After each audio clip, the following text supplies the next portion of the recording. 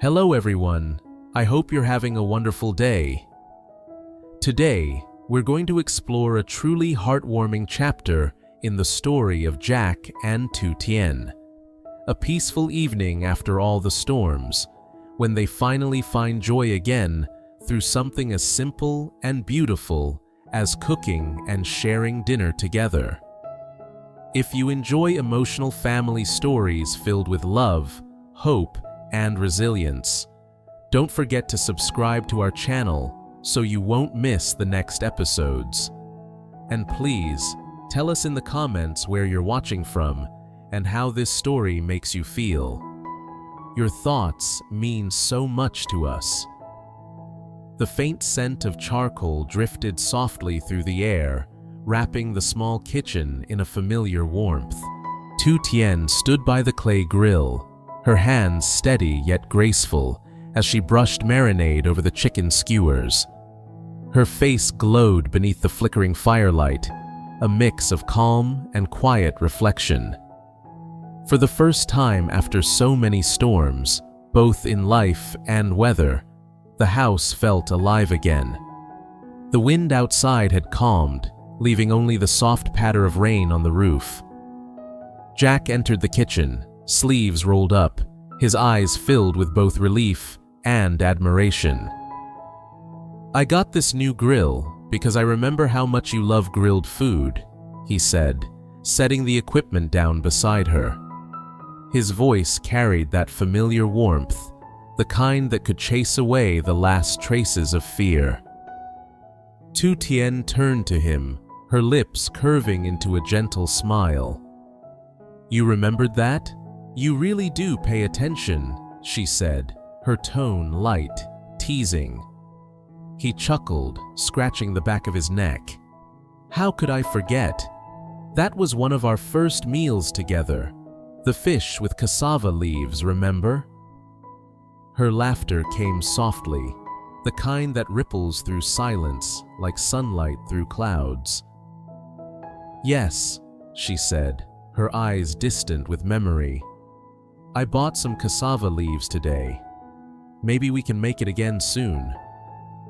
The two of them moved naturally, side by side, as though the rhythm of the kitchen had become their own secret language. Jack chopped onions and peeled garlic, while Tu Tien stirred the sauce, their hands brushing now and then. He caught himself watching her, how her hair fell against her cheek, how her movements carried both strength and tenderness. For a brief moment, all the noise of the world faded, replaced by the steady crackle of the grill. "You know," he said quietly, "after everything we've been through, this feels like peace." Tu Tien looked at him, her eyes soft but shadowed by thought. "Maybe it's just a small piece," she whispered, "but it's ours." The fire popped and hissed as fat dripped onto the coals, sending up tiny sparks. The golden light danced on the walls, painting them in amber and orange hues. Tu Tien leaned over the grill, turning the chicken carefully, and Jack handed her a plate. "Here," he said, his voice low, almost reverent. "Be careful not to burn yourself." She smiled, that faint, reassuring smile that made his heart quiet down. "You worry too much, Jack." "And you don't worry enough," he replied. Their eyes met, hers steady and serene, his filled with a mix of gratitude and unspoken fear. For a long moment, they said nothing. The storm outside could rage all it wanted. In here, the world was still. Tu Tien reached for a small bowl, mixing the dipping sauce with gentle precision. "You always make this so well," Jack said. "It tastes like home." She laughed softly. "Maybe that's because I pour my heart into it." Jack leaned closer, lowering his voice. "That's exactly what I love about you." Tu Tien blushed faintly, pretending to focus on the sauce. "Stop talking like that," she murmured, half embarrassed, half amused. But Jack didn't stop smiling. In that instant, all his exhaustion, the bruises, the near-death moments, the endless nights of fear seemed to melt away. The scent of onions, garlic, and pepper filled the air, wrapping around them like a promise that life could still be beautiful. When Tu Tien glanced up again, she caught him staring. "What?" she asked. "Nothing," he said quickly. "Just glad you're here." She paused, her hand resting on the counter. "I'm glad too," she whispered, her eyes glimmering in the firelight. The kitchen filled with their small laughter, the soft hum of togetherness. Each sound, each movement, carried an invisible thread, weaving them closer. Outside, thunder rolled faintly across the horizon, but it no longer frightened them. The danger had passed. What remained was a fragile peace built on love, on care, on the shared act of making dinner. When the chicken was done, Tu Tien placed the golden brown pieces on a banana leaf. Jack, with deliberate tenderness, arranged them neatly and added grilled eggplants on the side. "You're really getting good at this," she teased. "Good?" he said with mock surprise. "I'm a professional now." Tu Tien laughed, shaking her head. "A professional who still burns the garlic half the time." "Hey," he said, pointing playfully with his tongs. "That only happened once." She grinned. "Twice." They both laughed, the kind of laughter that fills a room with life. It was the laughter of people who had been through pain, but chose joy anyway. As Tu Tien set the table, her gaze lingered briefly on Jack's bandaged arm. "Does it still hurt?" she asked quietly. He glanced at it, then back at her. "Not really," he said. "It's just a reminder that we made it through." Her eyes softened. "You scared me, Jack. When you collapsed, I thought—" He gently reached for her hand, cutting off her words. "But I didn't," he said simply. "I'm right here." Silence fell again, but it was a peaceful kind, the kind that speaks louder than words. Tu Tien's fingers tightened around his. "Then promise me," she whispered, "no more running into storms, no more saving everyone but yourself." Jack smiled faintly. "If it keeps you safe, I'll take the storm any day." She frowned, pulling her hand back lightly. "That's not the point," she said, but her voice trembled. "Just stay." Jack looked at her then, really looked at her. "I will," he said. "I'm not going anywhere." The air between them grew still, heavy with unspoken emotions. Then Tu Tien turned, wiping her eyes quickly and pretending to check the stove. "The rice must be ready," she murmured. Jack chuckled softly, sensing her need to hide her feelings. "I'll grab the plates." Together, they carried the food outside, into the small yard where the rain had softened into a fine mist. The grass glistened, and the night air was cool against their skin. Jack set the table in the corner, beneath the old tree whose branches still dripped from the earlier storm. The scent of grilled chicken filled the yard, blending with the earthy smell of rain-soaked soil. Tu Tien placed the plates down, her expression tender but bright. "It's not much," she said, "but it feels like home." Jack smiled, sitting beside her. "It's perfect." As they began to eat, the clink of chopsticks and the soft chirp of crickets surrounded them. Each bite carried memory. Each glance between them spoke volumes. The world outside could still be uncertain, but here, in this little corner, they found something solid, something true. Jack raised his cup of tea. "To us," he said. Tu Tien smiled, raising hers in return. "To us, and to peace after the storm." They drank, their eyes meeting once more. And though the future remained unknown, for now, they had this: a quiet dinner, a shared warmth, and the promise of tomorrow. The night deepened slowly, wrapping the small house in a calm stillness. The rain had stopped, leaving behind only the rhythmic dripping from the roof. In the yard, the faint glow of the stove fire flickered gently, casting shadows that swayed across the walls. Tu Tien sat across from Jack, her eyes tracing the rising steam from the food, her thoughts drifting to how fragile and beautiful this piece felt. Jack sliced the chicken, laying a piece onto her bowl. "Eat," he said softly, his tone full of care. "It's still warm." Tu Tien smiled, her chopsticks poised. "You always remember to serve me first," she said, half teasing, half touched. "That's because you always forget to eat when you're busy taking care of me," he replied. She laughed lightly, brushing a strand of hair behind her ear. Old habits die hard. The aroma of grilled chicken and eggplant filled the night air, mingling with the faint scent of wet earth. A cool breeze drifted through, carrying with it the quiet song of crickets and the distant croak of frogs. For the first time in a long while, their world felt small but complete. Two souls, one meal, and the shared comfort of being alive. Tu Tien took a bite, savoring it. You really improved," she said, eyes widening. "This tastes even better than before." Jack grinned proudly. "Maybe it's the new grill, or maybe it's just the company." She rolled her eyes, laughing.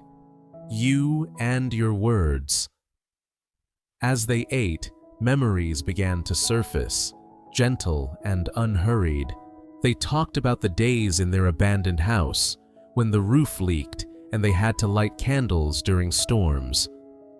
Back then, the world had seemed cruel and uncertain, but they'd always found a way to smile, even in the dark. "Do you remember the first time we tried to cook together?" Tu Tien asked, chuckling. "You burned the fish, and the whole house smelled for a week." Jack laughed loudly. "Hey, I was still learning, and you didn't exactly help by distracting me." "Me?" she exclaimed, pretending to be offended. "I was just talking." "Exactly," he said, leaning closer, a mischievous glint in his eyes. "You talk, and I forget the world." Tu Tien blushed, shaking her head with a shy smile. "You never change." Jack leaned back, his expression softening. "And I hope I never do. Not when it comes to you." The air between them warmed again, that familiar pull of tenderness and gratitude wrapping around them like a blanket. For all they had endured, loss, fear, separation, their connection remained, quiet but unbreakable. Tu Tien reached over, gently refilling his teacup. "Drink," she said. "You need to stay strong. Your wounds may look better, but you're still healing inside." Jack took the cup from her, his fingers brushing hers. "You too," he said quietly. "You hide your pain well, but I can see it." She looked down, silent for a moment. "I guess we're both still healing." They shared a long look, one that needed no words. The world might never fully make sense again, but they understood each other. That was enough. A small meow broke the silence. Under the table, two cats had appeared, one gray, one orange, sniffing the air hopefully. Tu Tien's face lit up. "They came back. I thought they ran away during the storm." Jack smiled, tossing a small piece of chicken toward them. "Looks like they survived, just like us." The cats meowed again, circling around their feet as Tu Tien laughed. "They must be starving." She bent down, sharing bits of food, her laughter soft and genuine. Jack watched her, the glow of the fire reflecting in his eyes. "You know," he said, "when I saw you smiling just now, I realized how much I missed it. This, us, just being here." Tu Tien paused, her hand resting on the edge of the table. "Me too," she said, After everything, I thought we'd lost this forever. He reached across, gently taking her hand. We didn't lose it, he said firmly. We just had to fight harder to find it again. She squeezed his hand, tears glistening at the corners of her eyes. Then let's never let go again. Jack nodded. Never. The sound of their quiet promise mingled with the gentle night breeze. Above them, the sky began to clear, revealing faint stars peeking through the clouds. Jack looked up, smiling softly. Look, he said, even the sky's healing. Tu Tien followed his gaze, her expression calm and full of wonder. It's beautiful, she whispered, like the world's finally breathing again. For a while, they simply sat there, holding hands, letting the stillness speak for them. The cats curled near their feet, the grill's embers glowing faintly beside them. Every element of that night, the flicker of firelight, the soft wind, the rhythmic chirping of insects, seemed to hum with one truth. Peace, however brief, was sacred. Jack leaned forward slightly. You know, he began, his voice thoughtful, I used to think happiness had to be something big, success, money, proving something. But tonight, this feels more real than anything. Tu Tien nodded slowly. Maybe happiness isn't about what we have. Maybe it's about who we have. Jack's smile deepened. Then I'm the luckiest man alive. She laughed softly. Flattery again. No, he said, his tone turning earnest. It's the truth. The wind rustled through the trees, carrying their laughter into the night. When they finished eating, Jack stood to clear the plates, but Tu Tien stopped him. No, let me. You've done enough today. Jack frowned playfully. What happened to equality? Tu Tien grinned. Equality means I get to spoil you once in a while. He chuckled, sitting back down as she gathered the dishes. Watching her move around the small yard, he felt a quiet swell of pride. This woman had faced storms, loss, and fear, yet still carried grace like sunlight after rain. When she returned, drying her hands on a towel, Jack stood and opened his arms. Come here, he said softly. Tu Tien hesitated, then stepped into his embrace. For a long moment, they just held each other. No words, no explanations, just heartbeats and warmth. His hand rested gently on the back of her head, hers over his chest. The world seemed to slow, as if even time was pausing to honor their peace. Finally, she whispered against his shoulder, Jack, thank you. For what? He asked quietly. For staying, she said. For coming back. For believing we could start over. He smiled, pressing a kiss to her forehead. There was never a moment I didn't believe. As they pulled apart, Tu Tien looked into his eyes. Let's rebuild, she said, no matter how long it takes. Jack nodded. We will. Together. The embers on the grill glowed brighter for a moment, before slowly fading. The cats purred softly nearby, curled together in sleep. Inside the house, the faint sound of rainwater dripping from the eaves marked the rhythm of a new beginning. Jack took Tu Tien's hand once more, leading her toward the doorway. Come on, he said. Let's go in before it gets cold. She smiled, glancing back at the table, at the plates, the grill, the night sky. It was a good meal, she murmured. Jack's voice came from behind her, low and sure. It was more than a meal, it was a promise. And as they stepped back inside, into the faint glow of their small kitchen, the scent of grilled food still lingered, mingling with the warmth of their laughter. For the first time in a long while, their home truly felt alive again.